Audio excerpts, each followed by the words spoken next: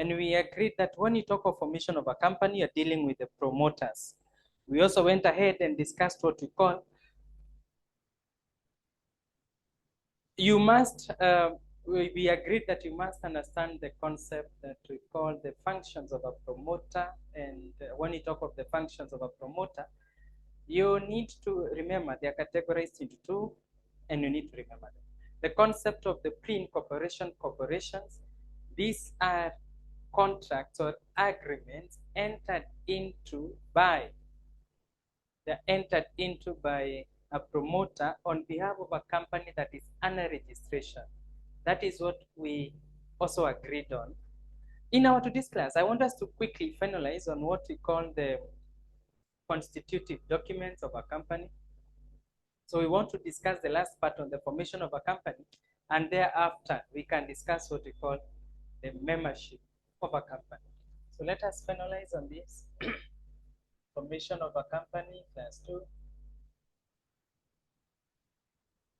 Formation of a company, class 2.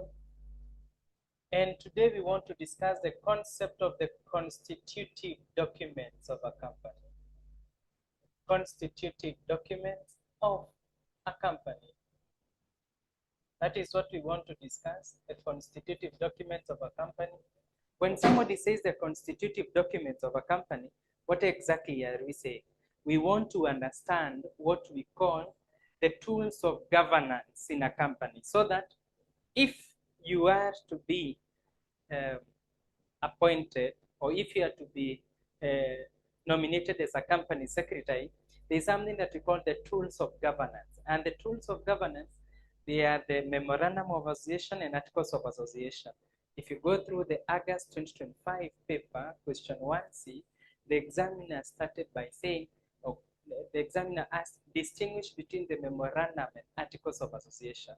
So when we be finalizing this, somebody must be in a position to answer that question. So we can say that when we talk of the constitutive documents, they are the tools of governance,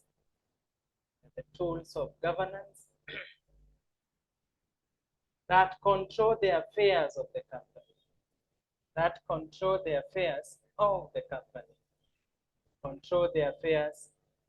company, and therefore they include one, the articles of association, and the second one is the memorandum of association. So these are the two main tools of governance that we will be discussing here, the articles of association and the memorandum of association, so that somebody can be in a position to explain what is the meaning of articles of association and what exactly are the contents of the articles of association and what are the rules governing the articles of association. In the May 2018 question 1A,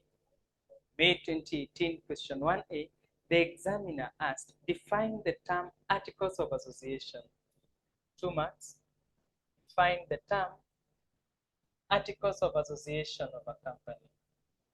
The articles of association of a company. What exactly is the meaning of the articles of association of a company? We can answer and get our marks here by saying that the articles of association refers to the primary constitutive document, that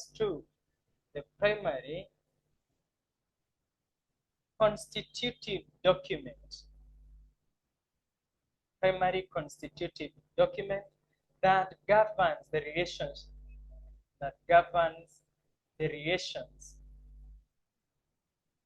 between the company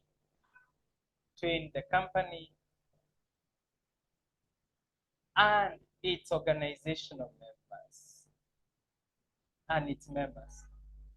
That is the meaning of the articles of association, the marking point being that it governs the relations between the company and its own members. So when somebody is developing the articles of association, they have to remember articles of association deals with the concept of the governing the relationship between the organization and its own members.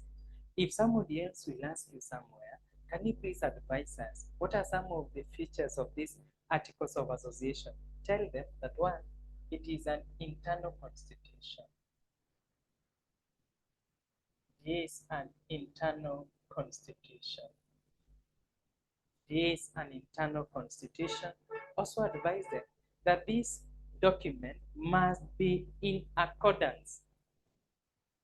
It must be in accordance with the provisions of the Companies Act, the provisions of the Companies Act. Okay?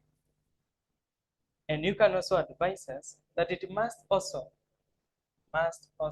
comply with the provisions of the MOA. The provisions of the MOA. We shall be saying in our distinction between Memorandum of Association, we shall be saying when we will be discussing the distinction between the Memorandum of Association and the Articles of Association, we shall insist that when you are formulating the Articles of Association, it is derived from the Memorandum of Association. So normally in a company, you start by developing the Memorandum of Association because it is the one that outlines the charter, the reason why the organization was formed, and then from that is when you develop the Articles of Association. So in other words, the Articles of Association is derived from the Memorandum of Association. So that is why we are saying it must be in accordance with the provisions of the Companies Act, in accordance with the provisions of the Memorandum of Association, governing the relationship between the company and the members, and it is also the internal constitution. If you remember that, then let us ask ourselves also a question that has been tested in the April 2024 paper. In the April 2024 paper, the examiner asked, can you describe the legal effects? Describe the legal effects of registration, the legal effects of registration of the Articles of Association. Articles of Association. What is the legal effect of the Articles of Association? The examiner asked us a 4 marks, sometimes it is an 8 marks question. We want to understand. What we mean is that when you are forming the company, we agreed. When you are forming the company, there is the Articles of Association and the Memorandum of Association. You can either adopt the model articles, or as a company, you can come up with your own provisions in the Articles of Association. Once you come up with your own provisions in the Articles of Association, then we are saying that you have to present it to the registrar for registration. Once you present it to the registrar of companies in this case, once you present them for registration to the registrar of companies, you will pay a certain fee, the registration fee. Once you pay the registration fee, then you will get the certificate of incorporation. So we are being asked, can you tell us what is the effect, what is the consequence of registering these Articles of Association? That is what we are saying, the first one. A company is bound by its members. A company is bound by its members. A company is bound by its members. A company is bound by its members. What are that? What is the meaning? If the articles provides that members have certain rights,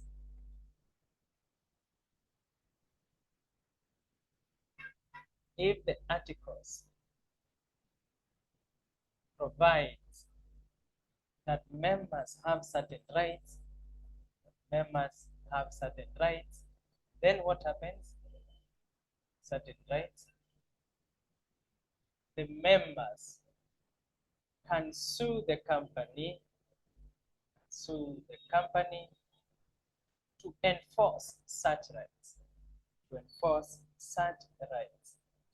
Please, you have to understand that you are talking of the Articles of Association governing the relationship between the company and its own members, we are then going ahead and saying that once you register this document, it becomes a legal document before the eyes of the law. One of the consequences of it being a legal document is that the company will be bound to its own members, meaning, for example, if the Articles of Association provides that every member in this company is entitled to vote. They are also entitled to notice of company meetings. So we are saying, in the case that this company will convene any meeting without sending or without giving notice to all the members, then a member can go to the court and they will be seeking enforcement of that right. That is what we are saying. It is because it is governing the relationship between the company and the members. So that is what we mean by that. The other one, you can also advise us. The other one, you can also advise us that members are bound to the company. Members are bound to the company.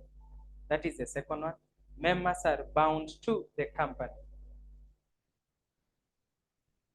Members are bound to the company.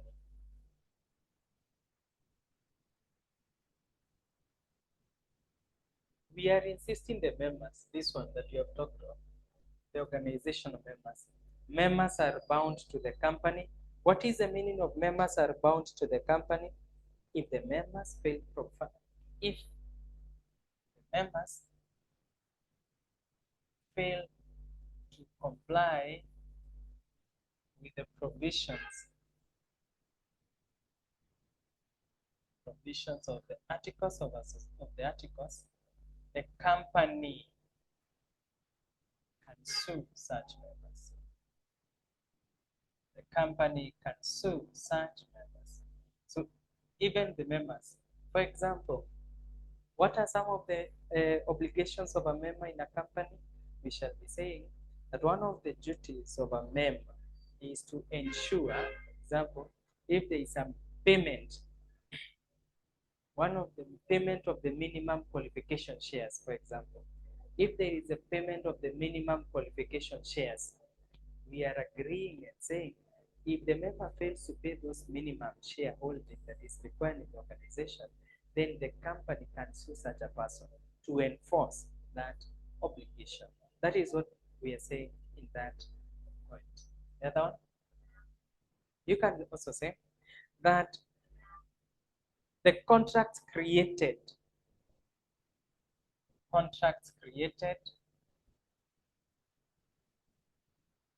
by the articles must comply with the provisions of the Companies Act. Must comply with the provisions of the Companies Act. Why? The Companies Act is a statutory document. Okay, it is a statutory document that governs the operations of a company.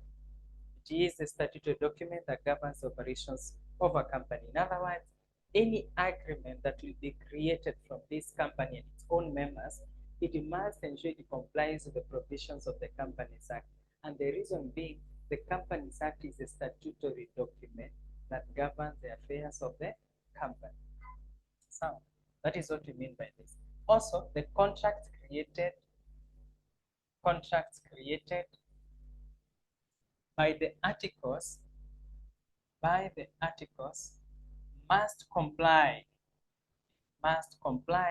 with the provisions of the memorandum of association.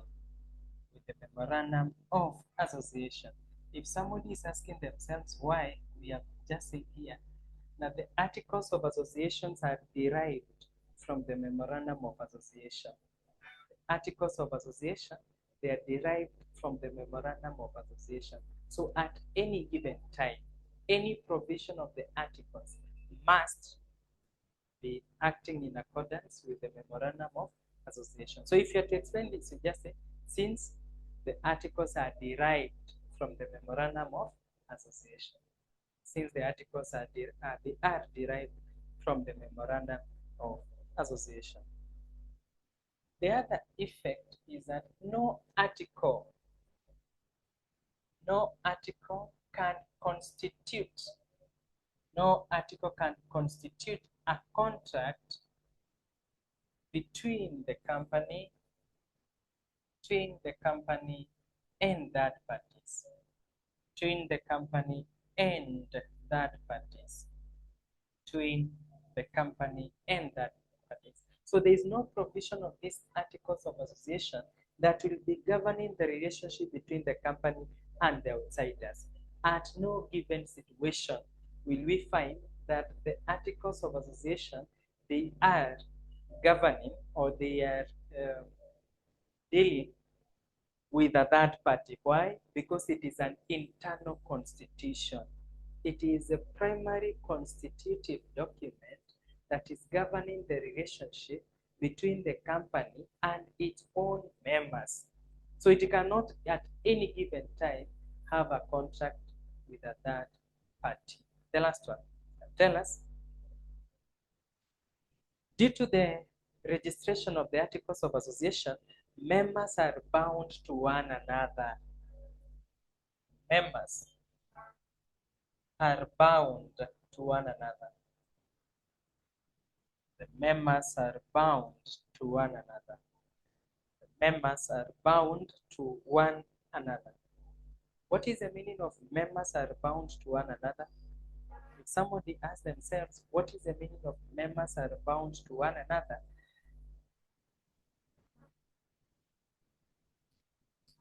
There are rights. The explanation of this you can explain and say, there are some rights contained, there's some rights contained in the articles, there's some rights. For example, what you call the preemptive rights. We have the preemptive rights. There are some rights. For example, what you call the preemptive rights. There are some rights such as the preemptive rights.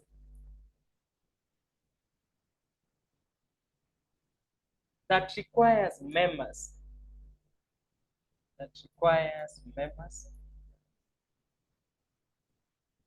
To consider the other organizational members. They will consider other organizational members before the members of the public. Before the members of the public. The existing organizational members, they have to consider one another before they consider other persons. We shall be discussing shares and share capital. That is one of the topics here in company law, where we shall be saying in company law under the shares and share capital, there is something we call the transfer of shares.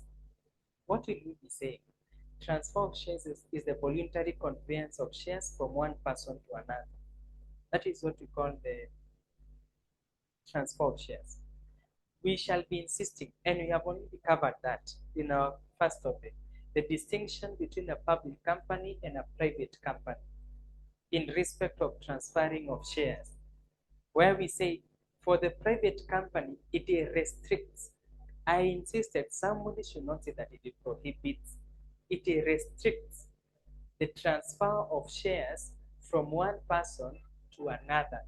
So what are some of the restrictions, or what are some of the conditions? The doctrine of preemptive rights. What does it say? That before you consider transferring your shares to another person outside the organization, you must give the existing members the priority first. So if we are in this Paysetters, if we are the Paysetters company, and Richard wants to transfer their shares to Bruce here, what happens? Richard wants to transfer his shares. He must first consult Bruce, who is the organizational member, before he transfers the shares to another person outside the organization. That is what we call the doctrine of preemptive rights. We as the members, we are bound to one another. Okay? We as the members, we are bound to one another. It is because of the articles of association. Right together. So that is a question. Check your April 2024 paper. Question 2A. April 2024, question 2A, the examiner is telling you, tell us the legal effects of the Articles of Association. The same thing as what are the consequences of registration of the Articles of Association. They must be the same answers. Before you forget, let us ask ourselves a question. In the December 2022 paper, the examiner tested the question, outline the rules governing the alterations of the Articles of Association. Outline the rules governing the alteration of the Articles of Association. That was in the December 2022 paper. This is the same thing that somebody else will ask you. Can you tell us the conditions? What are the conditions that govern the Articles of Association? Conditions that govern the Articles of Association. The conditions that govern the Articles of Association. What are some of the conditions that govern? No, not articles. The alterations, sorry. The alterations. What are the conditions that govern the alterations? We shall be discussing something. When you talk of alteration, it means modifying or changing. When you want to change the Articles of Association, what are the requirements? We have the members of the organization. They came up with a clause, for example, that in this organization, when we want to, for example, remove a director, it requires at least 3/4 of the members of the organization. So that is, for example, a specific clause in the Articles of Association. Now there have been very consistent conflicts. People are not understanding one another, and therefore they want to change so that it can be a lower number, so that at any given time, if you feel dissatisfied, then you can change that director. So they want to alter the Articles of Association. So anytime you see alteration, modification, or changing the Articles of Association, what are some of the conditions that must be followed when one wants to alter the Articles of Association? One, the alterations must be made in utmost good faith. It must be made in the utmost good faith.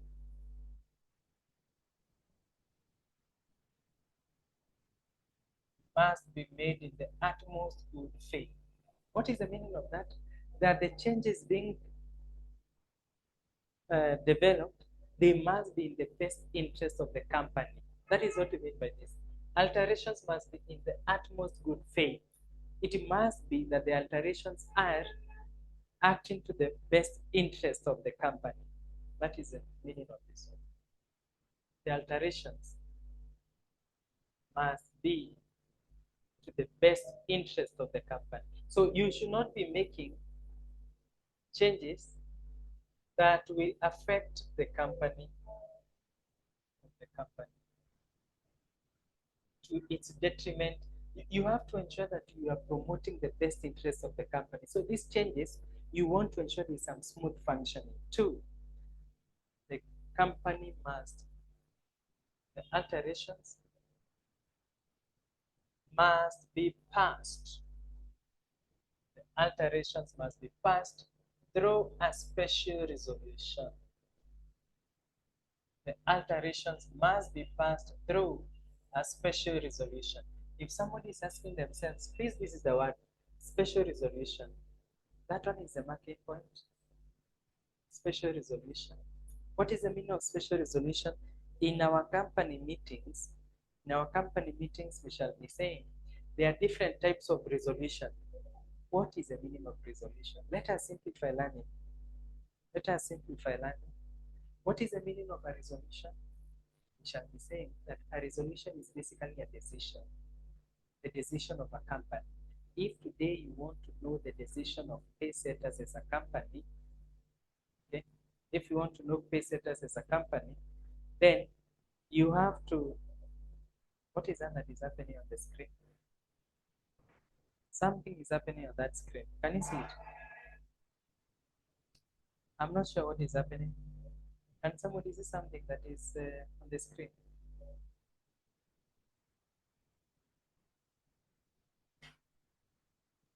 Can somebody see something on the screen?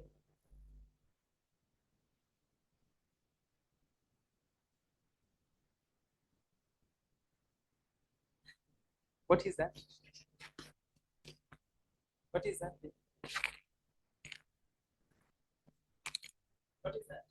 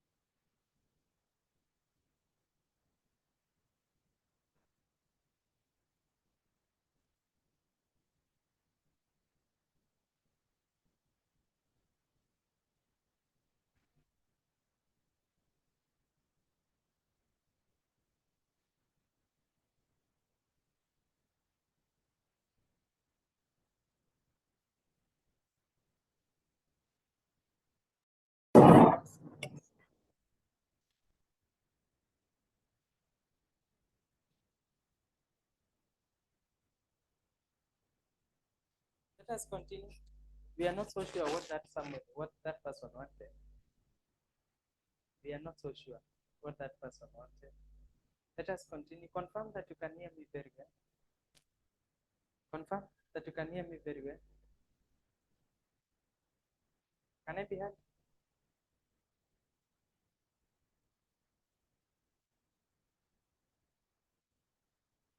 Somebody type. Can I be heard? You know, we are not sure what is happening. Okay, then let us continue. So we are saying, hey,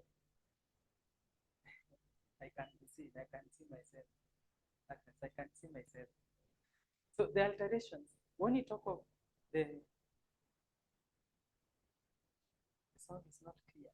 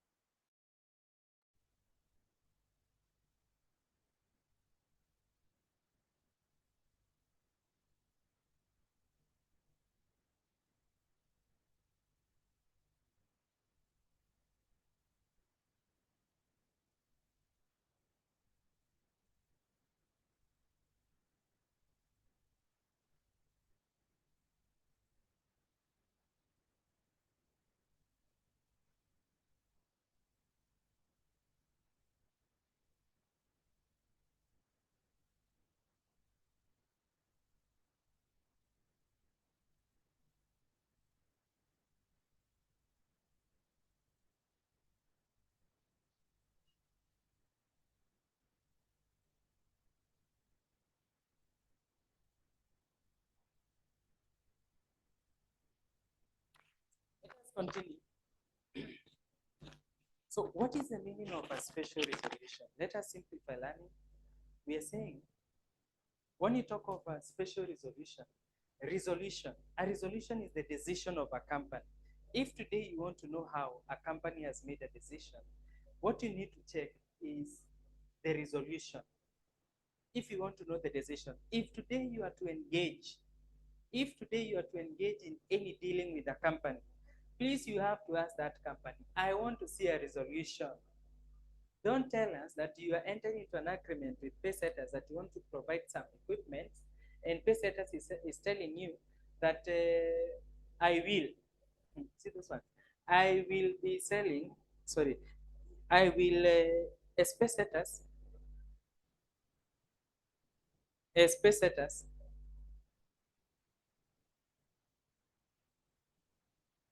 as Paysetters, any person who is not hearing me, log out, log in. It must be on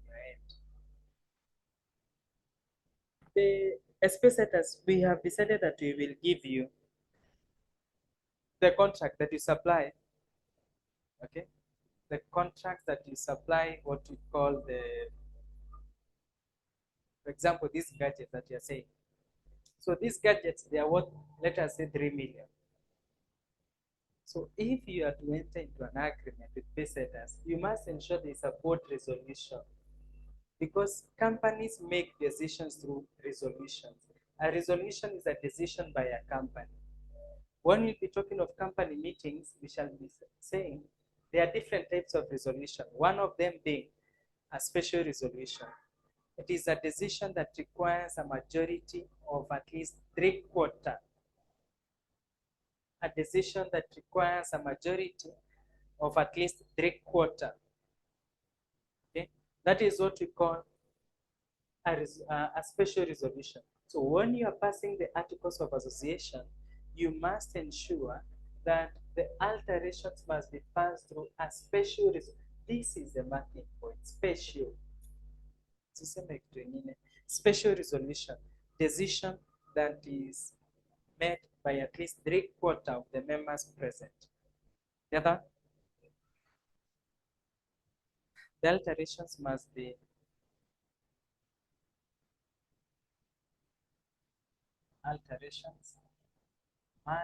in accordance with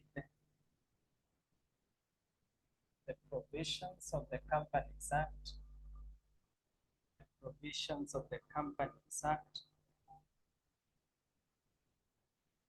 provisions of the Companies Act.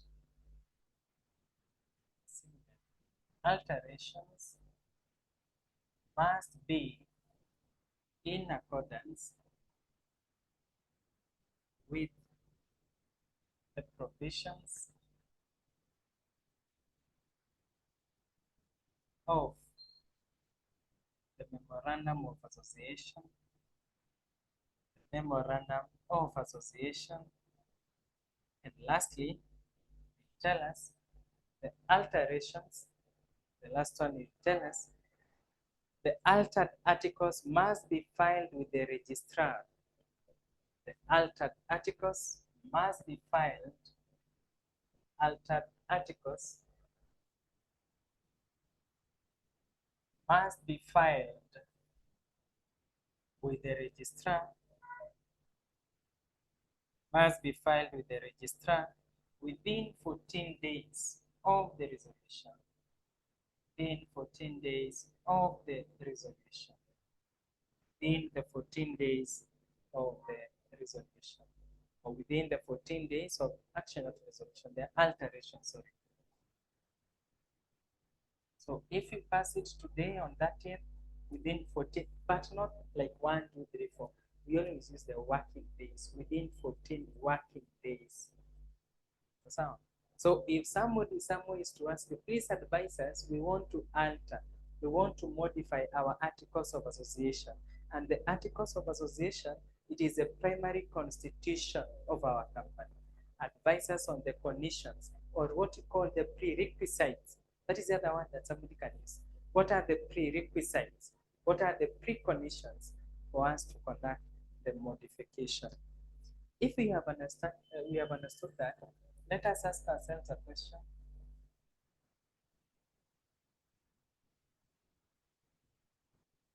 State the elements of the articles of association. State the elements or the components of the articles of association. State the components on the elements of the Articles of Association. Of the Articles of Association. What are the elements or the components of the Articles of Association? 5 marks. That's a question in your papers. In other words, if somebody is to ask you, can you please advise us? You have told us that the Articles of Association is the document that is governing the relationship between the company and its own members. Please advise us. What are some of the specific provisions that must be in that document? What are some of the specific provisions that must be in that document? You'll tell them what? The classes of meetings of that company. The classes of meetings. So you tell them classes means the different types of meetings. We have the board meeting, we have the AGM, okay? Aside from the AGM, we also have the extraordinary general meeting. So the classes of meetings of a company. So the classes of shares. The classes of shares in the company. The classes of shares in the company. So when we talk of the classes of shares in the company, we are simply asking ourselves the different types.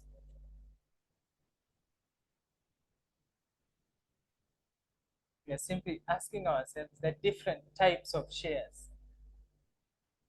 We shall discuss that in our topic. We shall discuss that. We shall discuss that.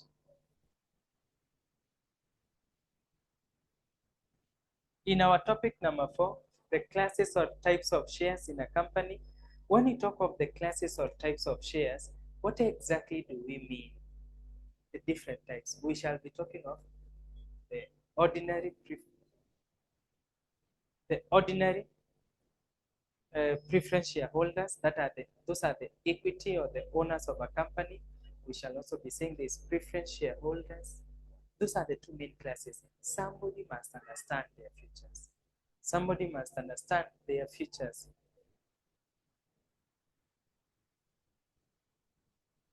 Okay, that is the classes of shares in the company. 2, 3, the quorum of meetings. The quorum of meetings of the company. What is the meaning of a quorum? We shall be saying that anytime you see the word quorum of a company, we are just saying it refers to the scientific number of qualified persons that must be in the company for it to conduct lawful transactions. So quorum means the minimum number of qualified persons that must be in the company for the company meeting for the company meeting to conduct lawful transaction. That is what we call by a quorum of a meeting. It is in the articles that will be saying, okay, if you'll be wanting to remove a director, at least there must be 40 members. Okay? So that is what we are calling the quorum of a meeting. Quorum. Okay, the other one, the qualifications of the directors of the organization. Qualifications. The qualifications of the directors of the organization. Qualification of directors of the organization, of the company. The qualifications of the, actually it is the directors, company secretary, okay? The qualifications of the directors, company secretary, the qualifications, and even their numbers. So here you can say the number and qualifications of the directors of the company, number and qualifications of the directors of a company. So it must also tell us what we call the rights attached to each class of shares, the rights attached to classes of shares, the rights attached to classes of shares,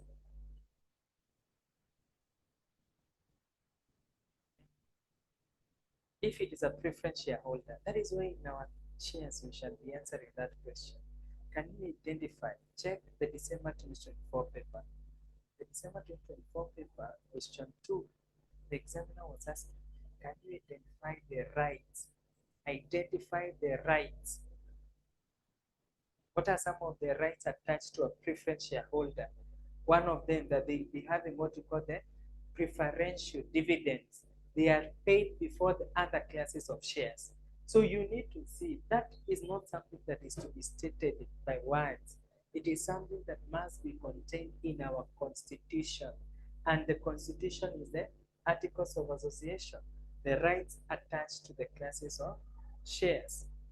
It must also govern what you call, it also explains the aspects of the transfer and transmission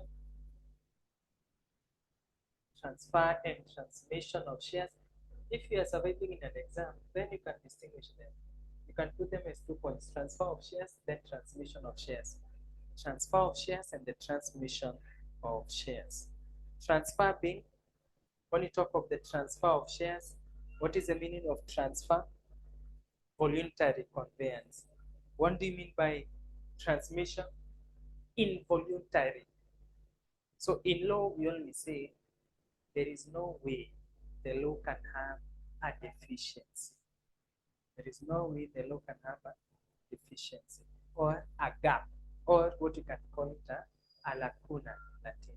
There's no way the law will survive or will exist with a lacuna. So at any given time, in case, for example, of death, then the shares will be transmitted to the personal representative. So we cannot be giving them high transmission of shares. There are very many provisions. At the back of your mind, the most important one that must come to your mind is we are talking of the document that is governing the relations between the company and its own members. That is on the Articles of Association. Let us go to the Memorandum of Association. We have discussed the Articles of Association. Let us go to the Memorandum of Association. The Memorandum of Association. Still, if you check the December 2024 paper, the examiner tested on the Memorandum of Association. They asked, can you tell us the effects or the legal principles? Actually, that is the word that they used. The legal principles of the Memorandum of Association. Let us understand it. So the other constitutive document that we need to understand here is the Memorandum of Association. So what is the meaning of the Memorandum of Association? At the back of your mind, it is an external constitution. It is an external constitution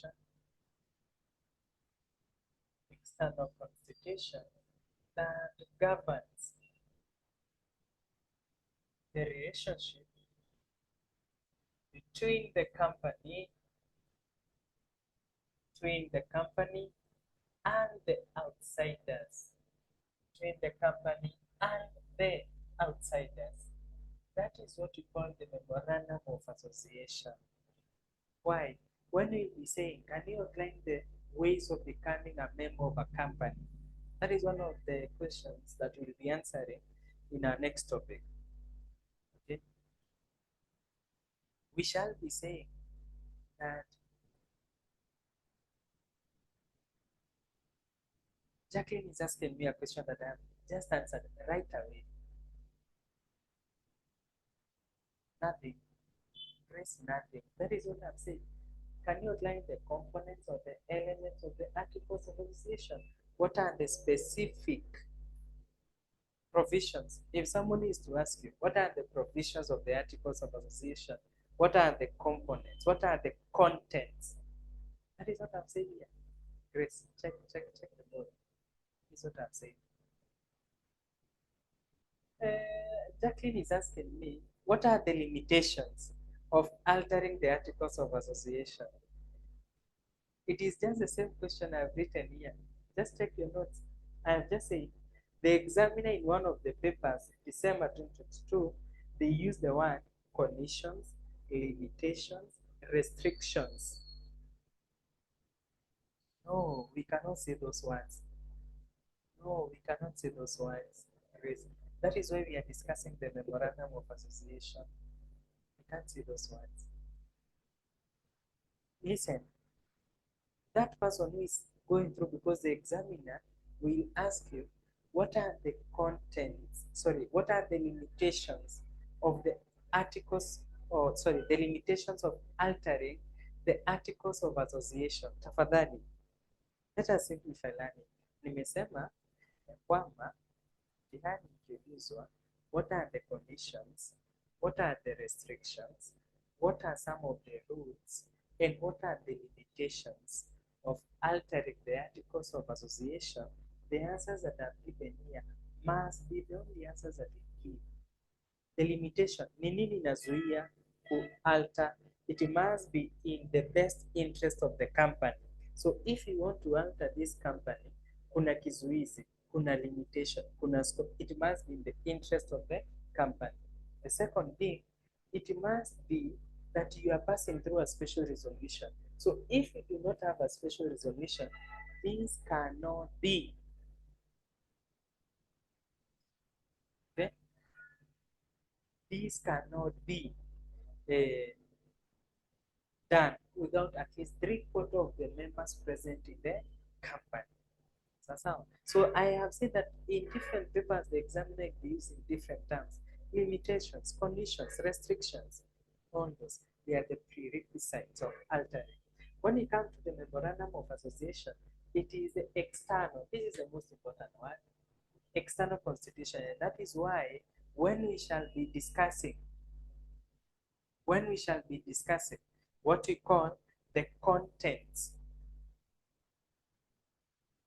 not the contents, the ways of becoming a member of this company, we shall be insisting that one of them is through what we call a subscriber to the memorandum of association. Any subscriber to the memorandum of association, any person who wants to be associated with the company will subscribe, they will sign this external constitution. So, but that one is on the membership of a company. So this one is an external constitution governing the relationship between the company and the outsiders. The second point there, you can also say, it is the company's charter. It is the company's charter. What is the meaning of a company's charter? It is the document that outlines the purpose why the organization was formed. It outlines the purpose why the organization was formed.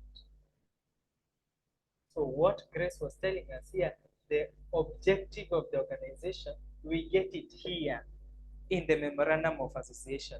And that is why I'm saying, when you are developing these constitutive documents, you start with the memorandum of association so that you can come to the articles of association. Why? Because the memorandum of association is the company's charter.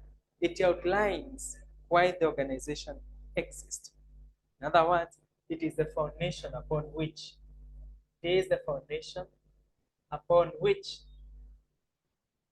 a company is formed. Foundation upon which a company is formed. It is the foundation upon which a company is formed. That is what the examiner tested in your papers. Can you tell us the legal principles of the memorandum of association?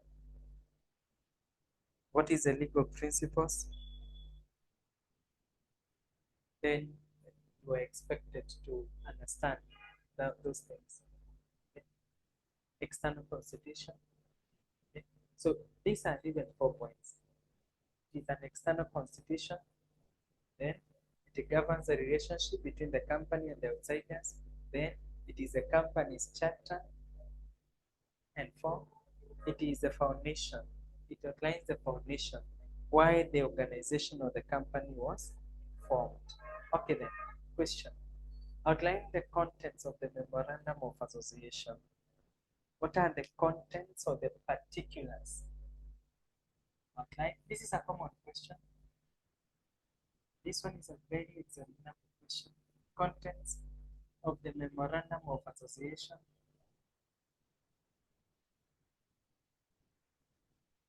This one is a very, very common examination question, 5 marks. If somebody asks you the contents or the elements of the Memorandum of Association, tell them. One of them we have what we call the name clause.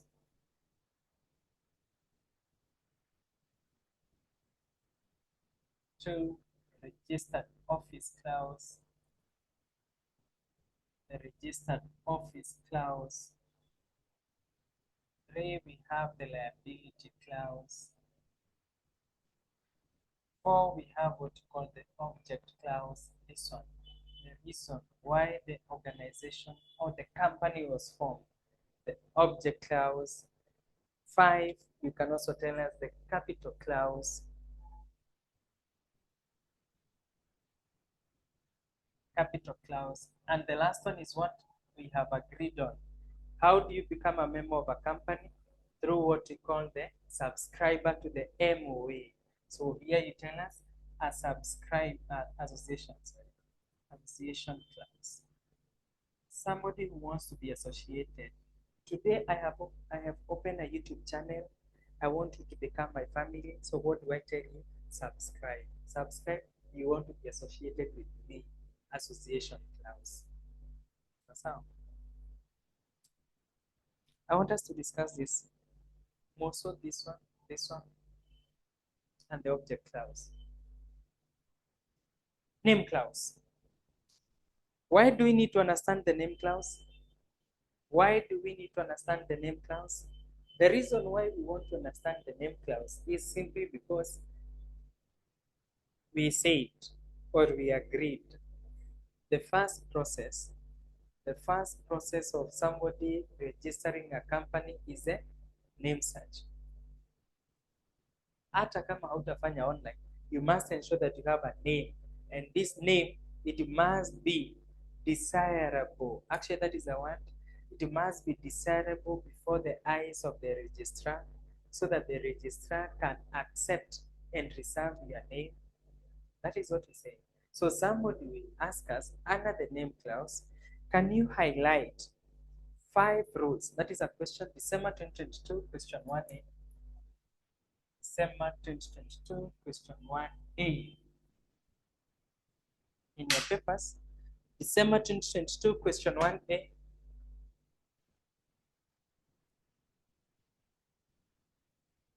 The examiner is saying, highlight 5 rules. Highlight 5 rules governing the naming of a company. If you want to search the name of a company, 5 marks. This is the same question. This is the same question that somebody else will ask you. Can you identify the restrictions? That is what in the September 2015 paper, the examiner asked. Highlight the restrictions. Highlight the restrictions imposed in the naming of a company. What are the restrictions imposed in the naming of a company? The restrictions imposed in the naming of a company. What are some of the restrictions imposed in the naming of a company? When you see the restrictions imposed in the naming of a company, then you are being asked the rules. They are also the conditions. What are some of the conditions that you need to meet in the naming of a company? So, what are some of the conditions that you need to meet in the naming of a company? 1. And this is if you go through the Companies Act, we do not use the name restrictions. We are only told the name that is desirable before the eyes of the registrar of a company. So the registrar of a company will not reserve, the registrar of the company will not reserve names which they deem undesirable in their opinion. So if you meet somebody somewhere saying, can you please advise us? What are some of the undesirable names? This one. You know, you can be in an interview and somebody tells you, you have done company law, yes. Please advise us on the undesirable names of a company. The undesirable names, they are names that cannot be registered by the registrar of companies, because that is the one that the Companies Act says. Desirable and undesirable. This one. So, what are some of the undesirable names? One, the name. So, when if somebody asks you the rules governing, is that the name must not be similar. Name must not be similar to the name of an existing company. The name of an existing company. The name of an existing company. Okay. So the undesirable name is that name that is similar. Kizungu kidogo. Kizungu. Mtu akikuuliza what is the undesirable name, unaweka name that is similar to the existing company. What are the rules governing the naming of a company? The name must not be similar to the existing companies. Two, you can also say the name that promote immoral activities. Name that promotes immoral activities.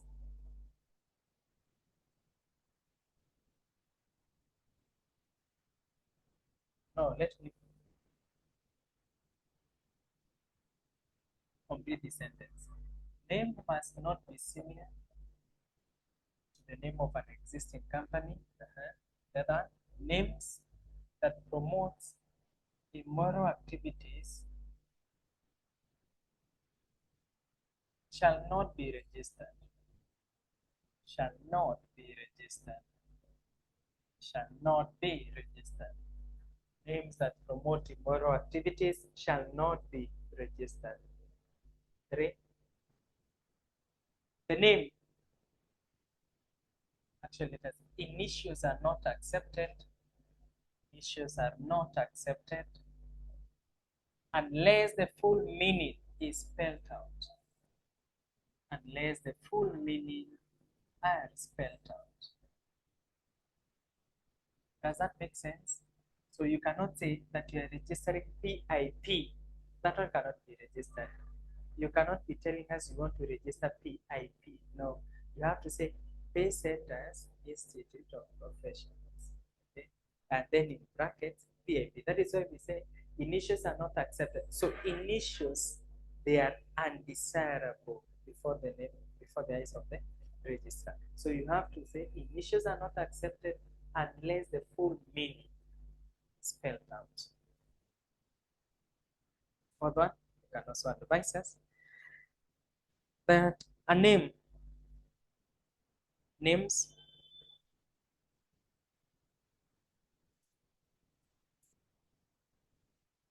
misleading, names misleading as to the nature of business, as to the nature of business conducted by the organization, shall not be registered, shall not be registered, shall not be registered. Names misleading as to the nature of the business conducted by the organization shall not be registered.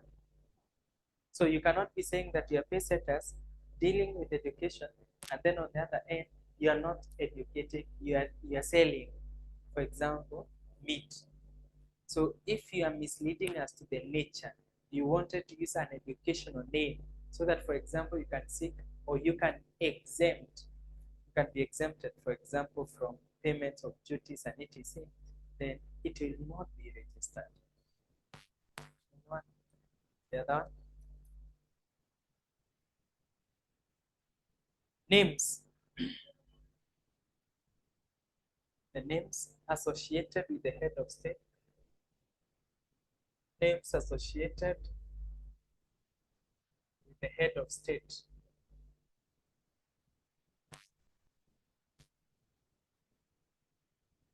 Shall not be registered. The names associated with the head of state shall not be registered. Names associated with the head of state. Names also similar to the international bodies or the international instruments. Names similar to the international instruments. Instruments shall not be registered. Shall not be registered. Those are some of the restrictions. Please be keen. What are the rules governing the naming of a company? This one.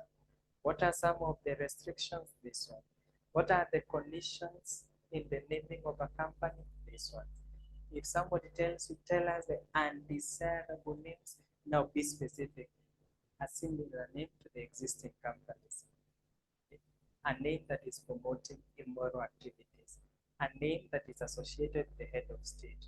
A name that is similar to the international bodies, the international instruments. You cannot tell us UN Company Limited. That cannot happen. The registrar cannot. The registrar cannot, at any given way, register such a name. So, okay then. So that is on the naming. Before I go to the other clause, December 2023, in the December 2023 question 5, the December 2023 question 5, the examiner asked a question, December 2023 question 5, December 2023 question 5.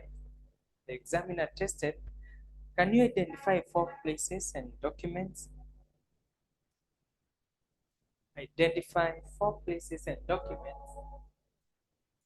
Identify 4 places and documents upon which a company's name. Identify 4 places and documents upon which a company's name must be displayed. The company's name must be displayed. That was a 4-mark question in the December 2023 paper. That question is asking you, that is the other way the examiner will ask you, can you tell us the rules governing publication and display of a company's name? And display of a company. Same question, being tested in different ways. Why?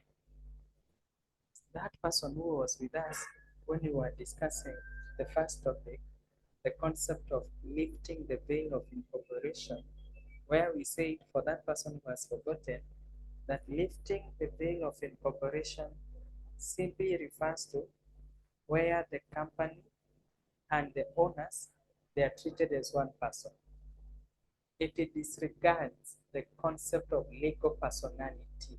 So when somebody says that this lifting of the veil of incorporation, we are disregarding the concept of lifting the veil of incorporation or the concept of the legal personality. So we went ahead and asked ourselves, what are some of the circumstances that are stated in our Companies Act that will constitute the lifting of the veil of incorporation?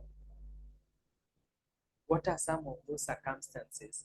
We agreed and said that one of them is non-publication or misdescription of the company's name. That is one of the answers.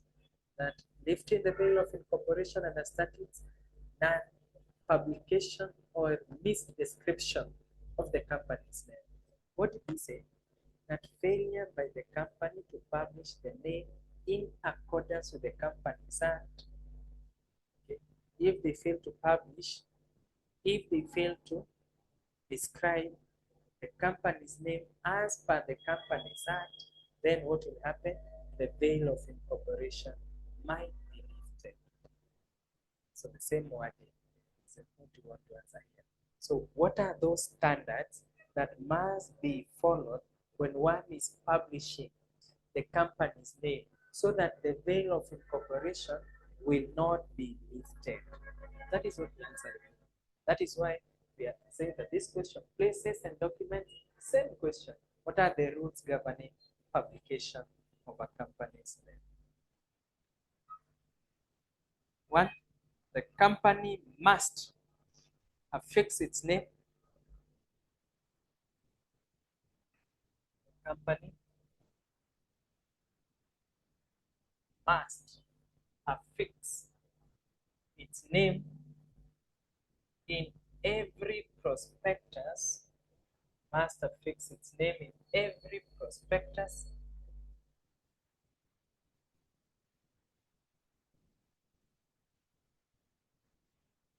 notices, and other official publications, other official publications.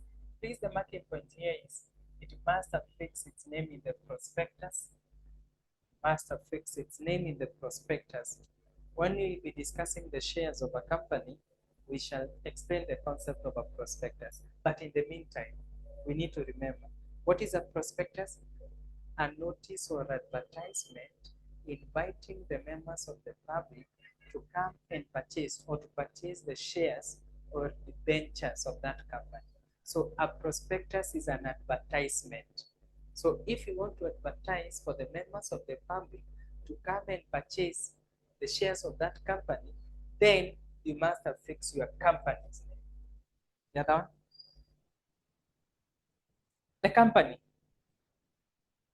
The company must engrave its name in the common seal. Company must engrave its name in the common seal. You can call it the common seal or the company seal. Now, in the December 2025 paper, people survived. There was a question that almost every student failed. What are some of the ways through which companies execute contracts? Ways through which companies execute contracts? When we shall be finalizing the membership, we shall discuss those questions. Ways through which companies? One of them is through the seal. What is execution? Signing. How do you sign? So you may not have in any way. Actually, even if you check today, people are surviving. If today you are to check your agreements between the company and another person, hapo nyuma huwa inasema sealed with the common seal of the company, this one, and then the signing of the directors. Meaning, if the directors fail, then the common seal of the company will be used as a signature of that company. So one of the ways of executing documents, aside from the directors, you have to tell us on the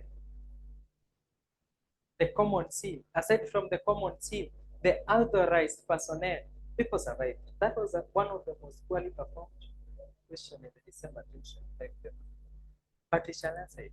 So the company must engrave its name in the common seal. The other one? The company must publish its name in every office. Company must publish or affix its name in every office or business it carries. Every office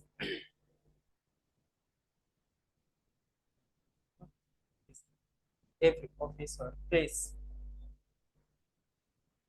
carries business. Carries business.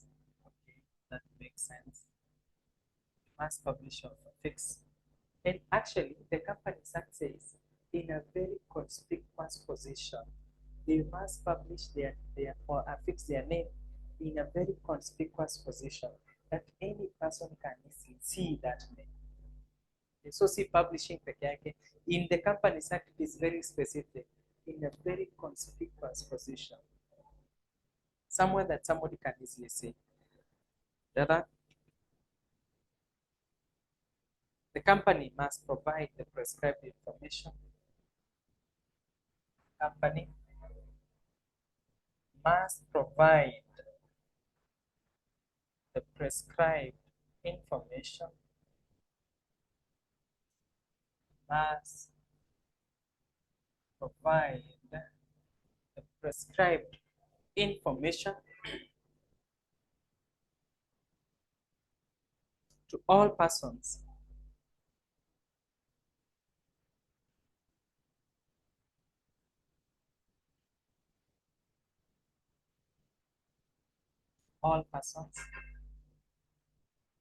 is doing or carrying out business with business. So one of the other ways or one of the rules of this publication is it should provide information. Provision of information should provide information to any person. So that is how you will be known. That is how you will publish your name. That you should be this one, these things are business cards. That is what you are saying here. How do we publicize the company's name? That you can provide that information on request to persons. So you provide the information to persons on request. On request. Okay. And to persons that you are doing business or you are trading with. Provision of the prescribed information to all persons that you are doing business with. That you will be publicizing. You will be your name as a company.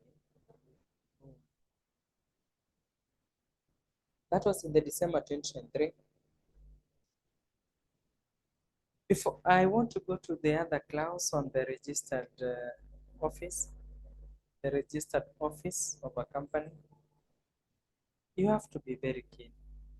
For example, when you are discussing, I want to give some 3 questions here, and I will ask you when you will be revising. Before I go to the registered office clause, please, I want you to go and try these 3 questions.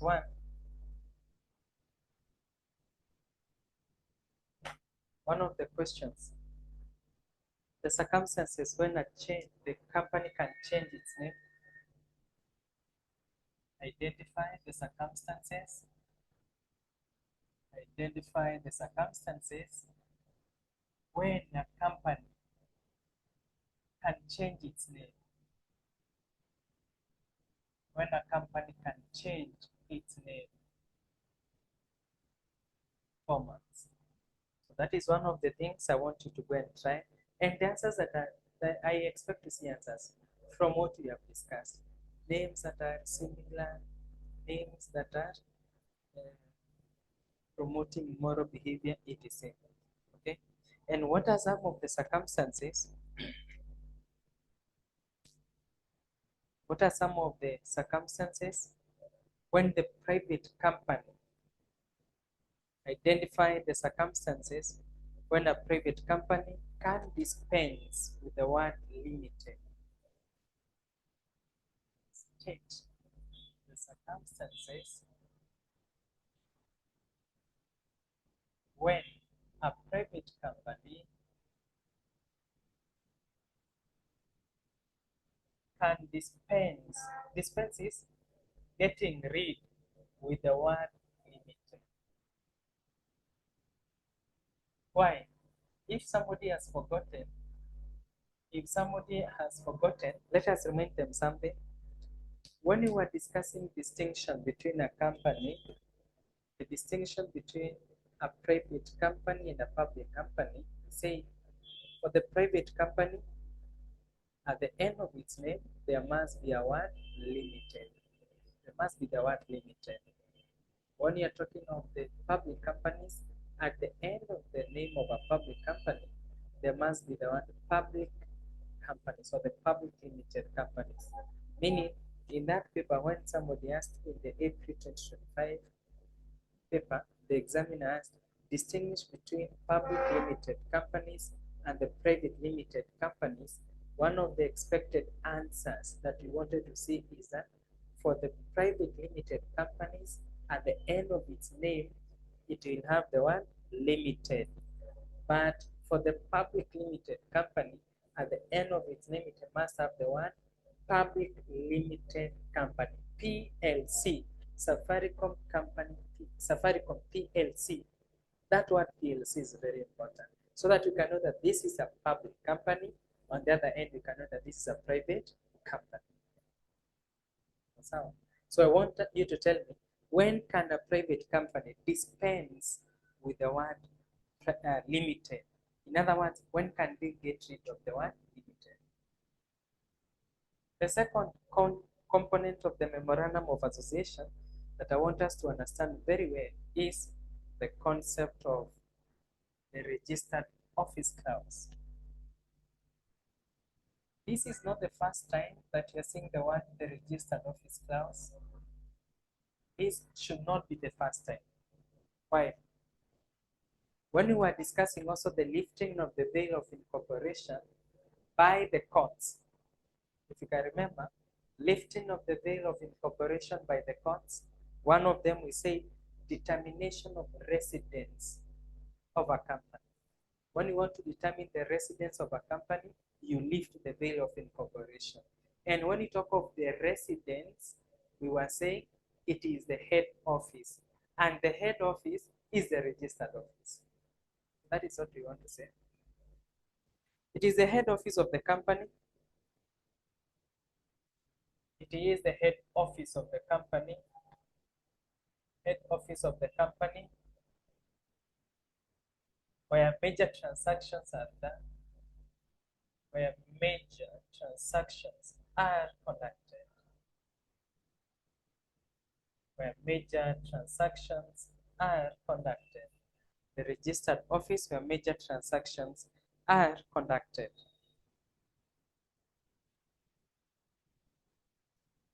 Are very, very important. So anytime you see the word registered office clause, it is the head office. Every company must have its own head office. Paysetters, head office. KTDA Farmers Building, 10th floor. That is what we are saying here. It is our head office. It's a very common examination question. Outline the registers, the statutory registers,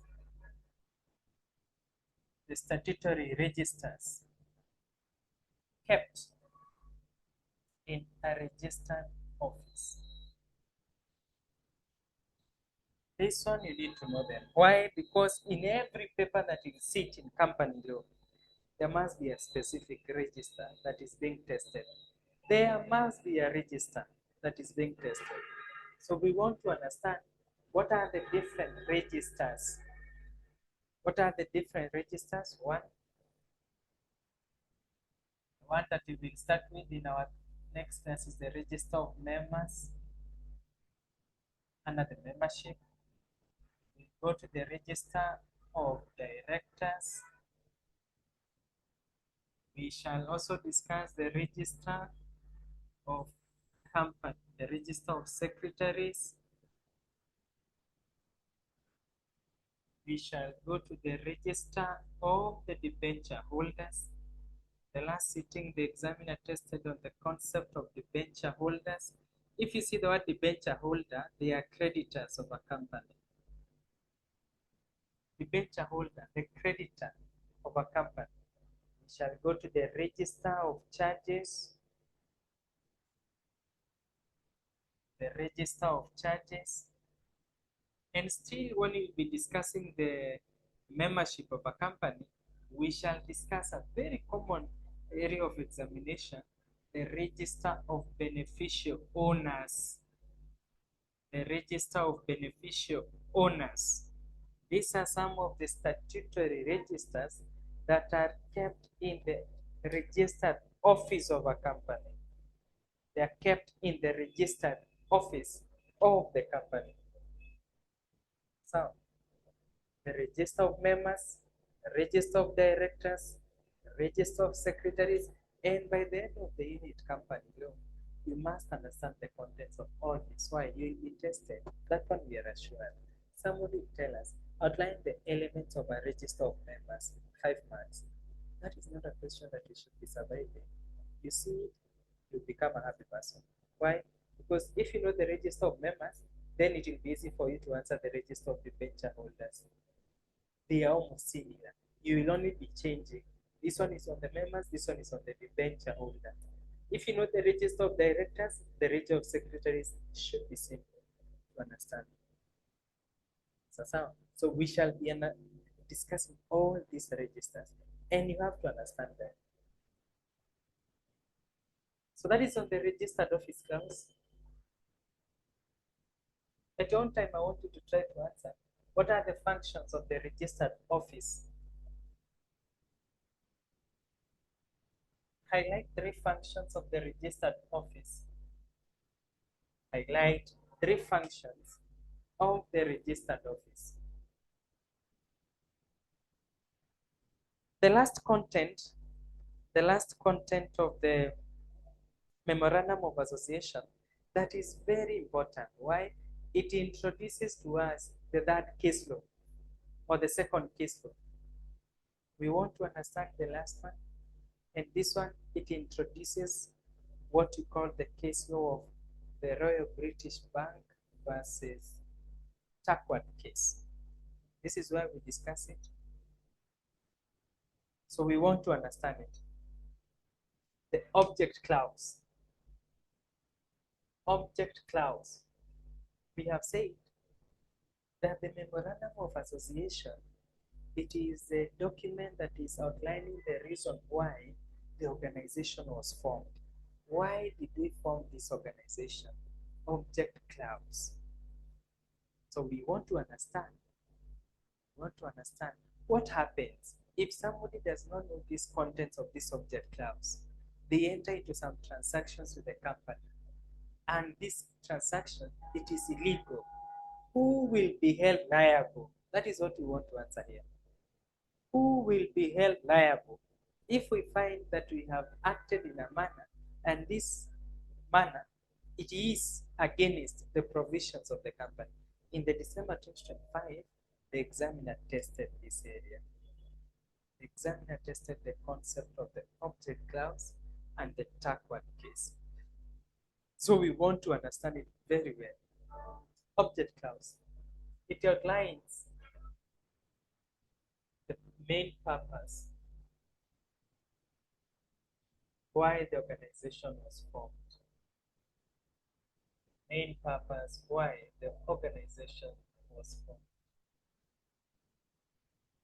It outlines the main purpose why the organization was formed.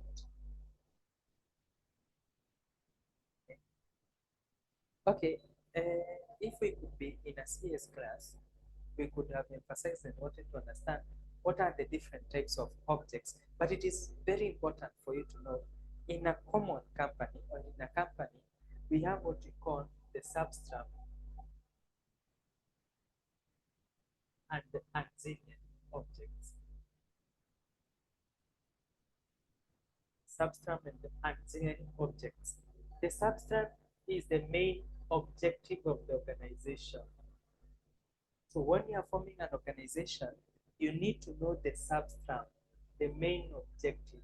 Pace Setters was formed, and their main objective was to lecture CASNEP courses. So that is the main objective.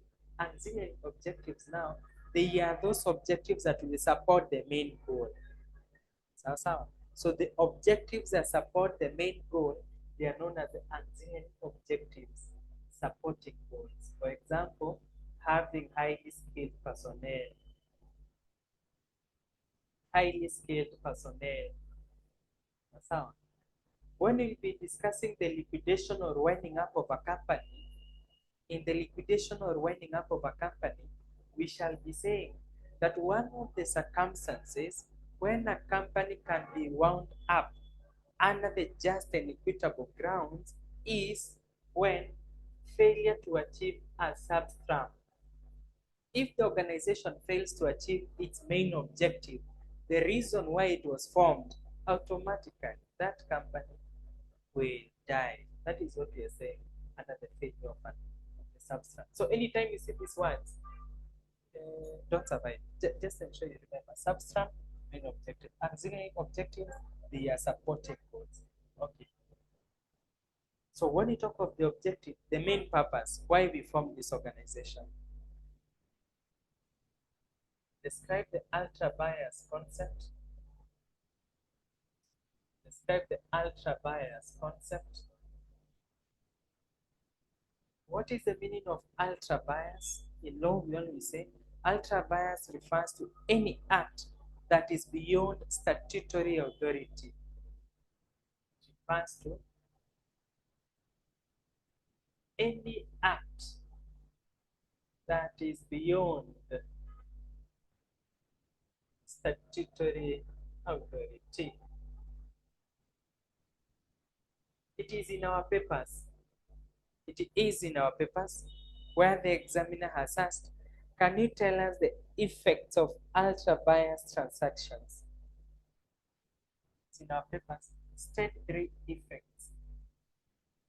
State 3 effects of ultra bias transactions. I will explain it something. If somebody asks you, state 3 effects of ultra bias transactions, what does that mean? One, it is null and void transaction. Null and void transaction. It's a null and void transaction. Two, it is an unenforceable against the company. Unenforceable against the company. And three, it cannot be ratified. Somebody is surviving. We want to help that person. Cannot be ratified by the shareholders. Cannot be ratified by the shareholders. This you have to understand. You have to understand. You have to understand something. The effects of ultra bias transactions. What does that mean? Ultra bias, any action by the company that is beyond the statutory authority, meaning, for example, we shall be saying that it is the duty of the directors to exercise borrowing powers.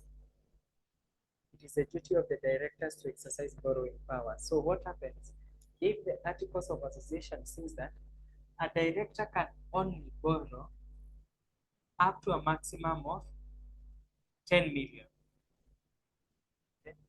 The director is supposed to borrow up to a maximum of 10 million. But now, what happens? The director here borrows 11 million. This is what we are saying. It is an ultra bias transaction. The director has acted beyond their authority. The authority had said that you need to meet 10 million, but now you have paid, you have borrowed 11 million. So there is a 1 million in excess. That is what we call action that is beyond statutory authority. If the articles and the memorandum of association prescribe a certain regulation and you fail to follow it, then you will be acting in ultra bias. You will be acting in ultra bias. So we want to know what are the effects of that. It is a null and void transaction. So when the director was borrowing this 11 million, that transaction will be null and void. It will not be enforceable against the company. Meaning, you cannot come and sue us based on some ultra bias borrowing. And that is what we'll be saying. It was in the December 2025 paper. What are some of the remedies of the borrower, not the borrower, sorry, the lender, in case of ultra bias borrowing? So if I borrowed 11 million and I was supposed to pay 10 million, the lender cannot come and sue the company. What they will do, they will try to engage in the equitable remedies. For example, tracing of the monies. So they will want to know where the monies were taken, and then they can try to get them back. But they cannot sue the company. Same thing, the company cannot sue that parties on ultra vast transaction. It cannot be ratified, meaning it cannot be adopted by the shareholders. That person who can remember what we discussed in lifting of the veil of incorporation, we talked of lifting of the veil of incorporation under the courts. One of them being ratification of the Corporate Act. Ratification. What is ratification? Adopting or approving. Ultra vast transactions cannot be approved by the shareholders. If they do that, then the veil of incorporation may be lifted by the courts. So the reason why we are discussing these things, it is because of what in our next class. The examiner has asked in the April 23. Let me just explain it in some few minutes. We will take the notes and then it will be the end of that topic. The first 15 minutes in our next class, we shall be answering these questions in our papers. But I want to explain it quickly. In the April 2023 paper, the examiner has asked, explain the doctrine of constructive notice. Explain the doctrine of constructive notice. It has also asked us, examine the concept of indoor management. The concept of the indoor management. The examiner has also gone ahead and asked us, what are the exceptions? That one was in the December 2024 paper. What are the exceptions of the indoor management? In the December 2024 paper, 10 marks, describe the exceptions. And actually, it was even in the December 2025. Exceptions of the indoor management.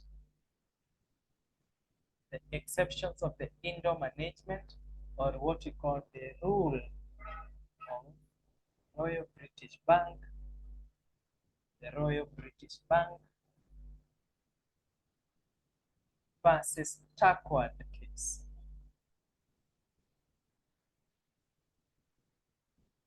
This is the second case law in our company law.